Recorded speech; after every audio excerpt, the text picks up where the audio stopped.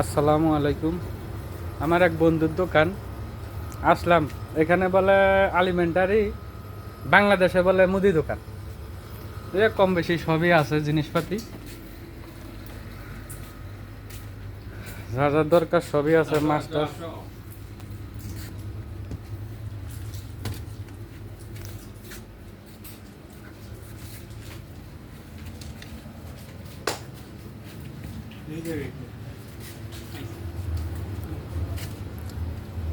সবই আছে। আমাদের দেশে পুঁই শাকও আছে, এই যে বটবডি বলে বটবডি আছে, পাট শাক আছে, লাউ আছে, তারপরে দিয়ে এটা কি কাঁচামরিচ, করলা, ডাটা,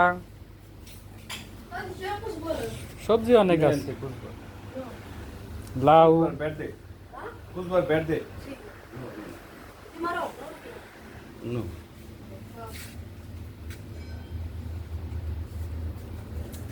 আসসালামু আলাইকুম। এ হলো আমার এক বড় ভাই, বন্ধুর বড় ভাই, মানে আমার বড় ভাই। ভাই, আপনার কাছে দুইটা প্রশ্ন আমার। দেশে কি অবস্থা? এই যে দেশের, আমি তো বুঝতে পারছি না দেশের অনেক কি অবস্থানে আছে, একটু বলেন দিই। দেশের অবস্থা এখন খুব সংকটপূর্ণ অবস্থায় আছে। দেশে অপূরণীয় ক্ষতি হয়েছে কোটা আন্দোলনের উদ্দেশ্য করে। এটা আসলে কারো একজন সচেতন নাগরিক হিসাবে কাম্য নয়। তো কোটা আন্দোলনকারীর দাবি বাংলাদেশ সুপ্রিম কোর্ট, মহামান্য সুপ্রিম কোর্ট তাদের দাবি পূরণ করছে, কিন্তু ক্ষতি তো হয়ে গেছে। সাধারণ মানুষের মায়ের বুক খালি হয়েছে, কারো ভাই হারাইছে, কারো সন্তান হারাইছে। তো এটা খুবই দুঃখজনক। এভাবে একটা জীবন চলে যাবে, এটার আসলে কোনো মানে হয় না। তো আন্দোলন করতে যাদের প্রাণ গেছে তাদের বিধি আক্তার মাগফিরাত কামনা করি, তাদেরকে যেন জান্নাতবাসী করে। কিন্তু অত্যন্ত পরিতাপের বিষয় হলো যে কোটা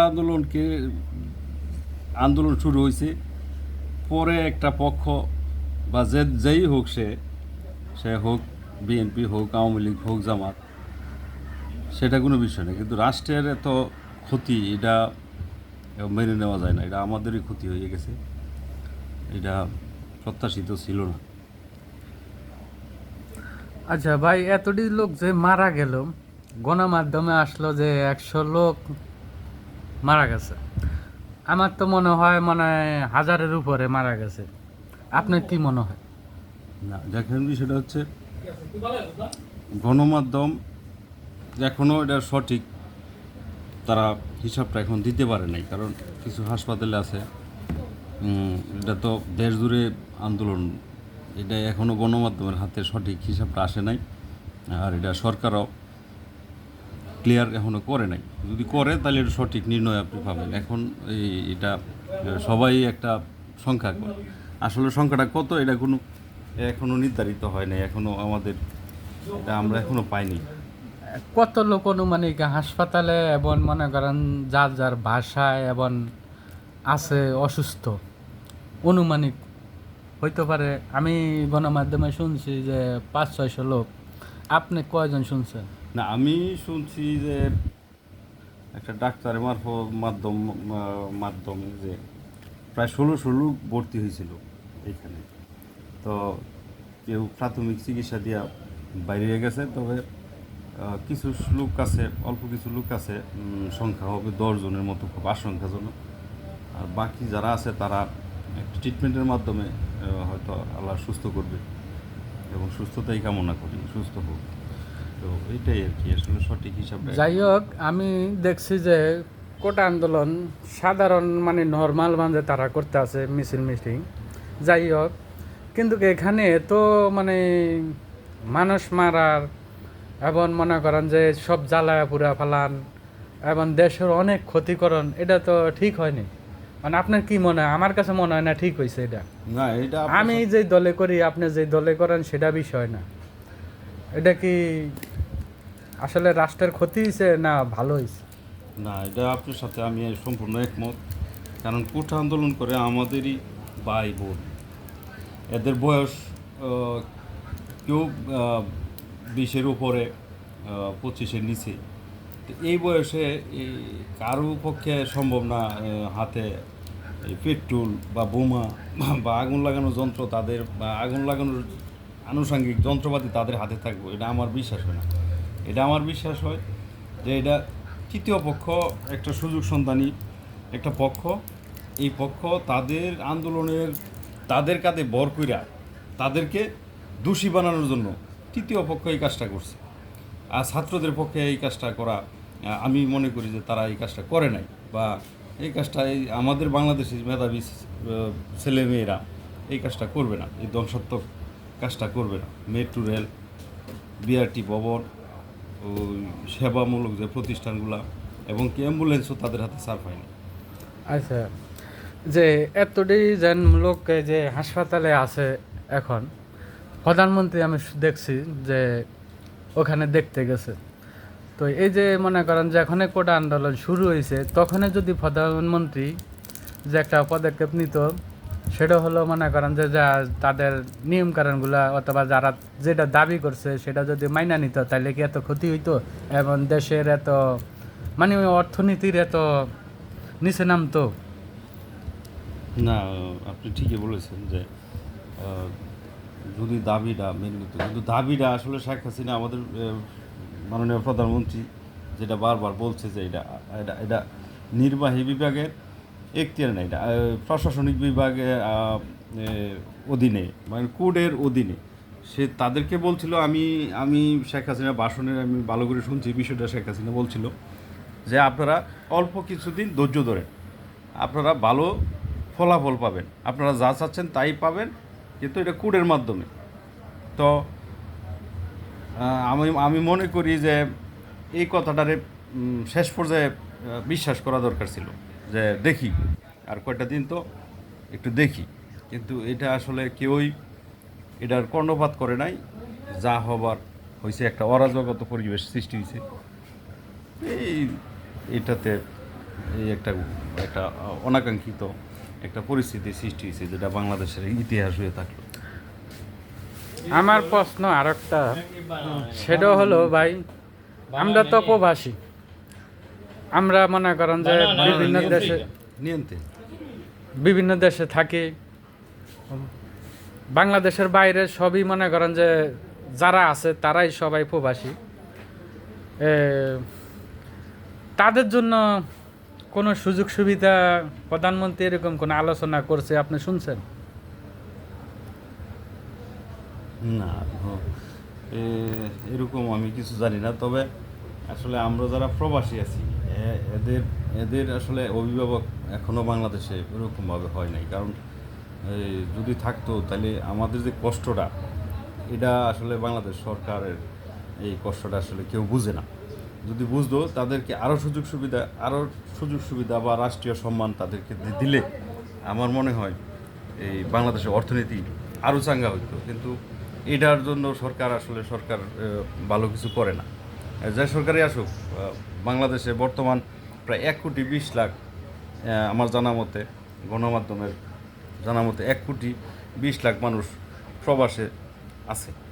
তাদেরকে একটা মিনিমাম সম্মাননা রাষ্ট্রের একান্তই দেওয়ার দরকার। এই মুহূর্তে এটা মানে এক দফা দাবির মতো হয়ে গেছে, এটা রাষ্ট্রের দেওয়া দরকার। তো আমার মনে হয় যে কোনো বাংলাদেশে যে কোনো লোক আসুক এবং আমাদের প্রধানমন্ত্রী হোক, দেশ উন্নত হবে কেমনে সেটাই মনে হয় চিন্তা ভাবনা করাটাই বেটার, বিভিন্ন টেনশন না করে। আর দ্বিতীয় কথা হইলে আপনি দেখেন ইউরোপ, আমেরিকা ও এশিয়া বিভিন্ন দেশে দেখা যায় যে তারা দেশের উন্নত করে। যেরকম আমরা ইটালিতে আছি, দেখেন ইটালিতে নির্বাচন হয়, ভোট হয়, আপনি দেখছেন কি না? দেখছেন অবশ্যই, কারণ হলো আপনি অবশ্যই দেখছেন যে ইলেকশন হয় কেমনে, যে কোনো পুলিশ নাই, কোনো কাবজাপ নাই, যার মতো যে আসে, সকাল থেকে শুরু হয় রাতের 12টা-1টা পর্যন্ত ভোট হয়, যার মতো যে যেমনে আসে আইসা ভোট দিয়ে চলে যায়, কোনো গ্যাদারিং নাই, কোনো মানে কাবজাপ নাই। আমাদের দেশে এমন হইতে পারে না। যে যার যার খুশি, কোনো কাপজাপ নাই, কোনো কিছু নাই, স্বাধীনতার মতো নিজের স্বাধীনে আসবো, ভোট দিবে, ঘরে চলে যাবে, যে প্রধানমন্ত্রী যে নির্বাচন করবে জনগণ সেটাই পাস হবে। না, আপনি ঠিকই বলেছেন যে বাংলাদেশের নির্বাচনের ব্যবস্থা বা নির্বাচন জনগণের এই মানে মধ্যে একটা আবেগ কেন কাজ করে। আসলে এটা অত্যন্ত দুঃখজনক। আমরা যারা প্রবাসে বা বিভিন্ন দেশে বাস করি বা থাকি, তো এই দেশের নির্বাচন অভিজ্ঞতা আর বাংলাদেশের নির্বাচনের অভিজ্ঞতা সম্পূর্ণই এক বিপরীতমুখী। যেমন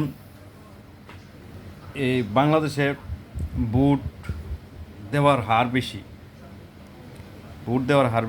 আর বিভিন্ন দেশে আমার দেখা মতে ইউরোপের দেশ ইতালিতে ভোট দেওয়ার হারটা আমি জানি না সঠিক, তবে আমার মনে হয় ভোট দেওয়ার হারটা প্রায় 30% বা 20-25-30%। না, তাদের দেশে যত নাগরিক আছে তারা সবাই ভোট দেয়। না, ভোট আমার দেয়, জানা মতে।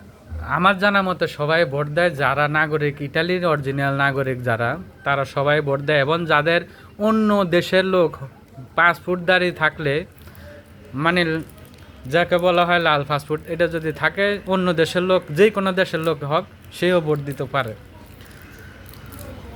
আচ্ছা, যাই হোক, তবে এটাই এখন আমি বুঝতেছি যে বাংলাদেশের মানুষ অতি আবেগী মানুষ।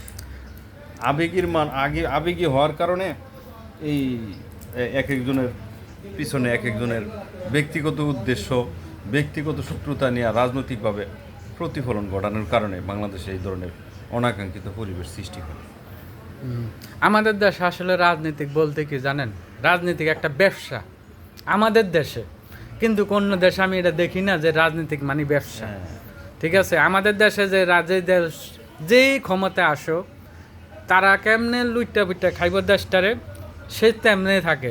এই কারণে আমি একবার বলছি যে আমার দেশে যাই করক, যেই দলে ক্ষমতায় থাকুক, সে যে বাঞ্জাই টাকা কামাক, দেশে উন্নত করক, দেশে বিজনেস করক, দেশে কিছু করক, তাইলে দেশ উন্নত হইবে। এই যে আপনার কেন অন্য দেশে আসবো? আমাদের দেশে যদি কাজ থাকতো আমরা কেন এখানে আসবো? এই সব ছেড়া, বাপ মা ছেলে মেয়ে সবাইরে ছাইরা, আত্মীয় স্বজন সবাইরে ছাইরা কেন আমরা প্রবাসে আসবো? আমাদের দেশ যদি উন্নত হয়, আমাদের দেশে যায় অন্য লোকেরা কাজ করবে। যেরকম বিভিন্ন দেশে অন্য দেশ মনে করেন যে যায়, আমাদের বাংলাদেশি লোক যায় কাজ করে। আপনার সাথে একমত। এটা আসলে এই সংস্কৃতি থেকে বেরোতে পারলে আমাদের নির্বাচনী ব্যবস্থা যাই বলেন সব কিছু ভালো হইল, যে আমাদের দেশে রাজনৈতিক শক্তিটা বা রাজনৈতিক পাওয়ারটা নেয় ইনকামের কারণে, আর এই ইউরোপে রাজনৈতিক পাওয়ারটা নেয় মানব সেবা এবং মানুষের কল্যাণে কাজ করার জন্য। এইখানে প্রফিটের চিন্তাই করে না, এই কারণে তাদের ক্ষমতার এত দরকার পড়ে না। ক্ষমতা জনগণ দিলে আছে, জনগণ না দিলে নাই। আমি জনগণের কাজ করব, জনগণ আমার ভালো লাগলে দিব, জনগণ আমার ভালো লাগতো না দিত না। এইখানে যখন আপনার অর্থ এটার সাথে সম্পৃক্ত হইব, যে আমি ক্ষমতায় গেলে আমার হাজার হাজার কোটি টাকা হবে, তখনই এই ক্ষমতাটা কলুষিত হইব। আপনি আরেকটা জিনিস চিন্তা করেন, দেখেন আমাদের পাশের দেশ ইন্ডিয়া, ওখানে লোক যদি ইউরোপে, আমি যেখানে দেখছি ইটালিতে, যে তারা করে ইটালিয়ানরা অনেক সম্মান করে। কারণটা কি? আমাদেরকে মানে করেন যে ওরকম সম্মানটা করে না, কারণটা কি? তাদের দেশ উন্নত দেখা তারা মনে করেন যে আগায় আছে সব দিকে, নাকি? না, তাহলে বিষয়টা সম্মান, একজনের রেসপেক্ট এবং সম্মান করার মূল হচ্ছে তার আচার আচরণ। আমাদের হয়তো এই দিকটা কোনো ঘাটতি আছে। ঘাটতি বলতে আমাদের দেশে রাষ্ট্রীয়ভাবে সম্মানের বিষয় হচ্ছে একটা, আর ব্যক্তি সম্মানের বিষয় হচ্ছে আরেকটা। এখন আপনি কোন বিষয়টা আমি ব্যক্তিগত বুঝি না, আবার মনে করেন রাষ্ট্রীয় বুঝি না। আমি যেটা বুঝি সেটা হলো যে তারা অন্য দেশের লোকের সম্মান ভাবে একটা দেশে গেলে, আমরা মনে করেন যে বাংলাদেশের অন্য দেশে গেলে কিন্তু আমাকে তেমন কিন্তু সম্মান করে না। তাহলে আমাদের দেশ যদি উন্নত থাকতে এবং যদি আরও ভালো উন্নত করতে পারতো, তাহলে আমরা সম্মান পাইতাম। আমার প্রশ্নটা হলো ওই জায়গায়। না, আপনি তো স্বাভাবিক বিষয়। আপনি যদি আপনার ফ্যামিলি এস্টাবলিশ থাকে, আপনার ফ্যামিলি যদি টাকা পয়সা ভালো থাকে, আপনি সামাজিকভাবে আপনি সম্মান বেশি পাবেন, এটাই স্বাভাবিক। তো সেই ক্ষেত্রে আমাদের দেশ এখনও অর্থনৈতিকভাবে সমৃদ্ধশালী না, সেই ক্ষেত্রে আমাদের তো একটু এদিক এদিক থাকতেই হবে, এটা মেনে নিতে হবে। তাহলে আমরা সবাই এটাই চিন্তা করার দরকার যে আমাদের দেশ যেমনি হোক উন্নত করতে হবে। আমরা মানুষের কাছে পৃথিবীর মনে করেন যে যেই প্রান্তে যাই, যেই দেশে যাই, আমরা যত সম্মান পাই সেটা হইলো বড় বিষয়। কারণ হলো আমাদের দেশ যেমনি হোক উন্নত করতে হবে। হ্যাঁ, তো উন্নত। ওকে, তো ভাই আপনারা অনেক কথা বললাম, ধন্যবাদ। ধন্যবাদ, আপনাকেও ধন্যবাদ। আপনি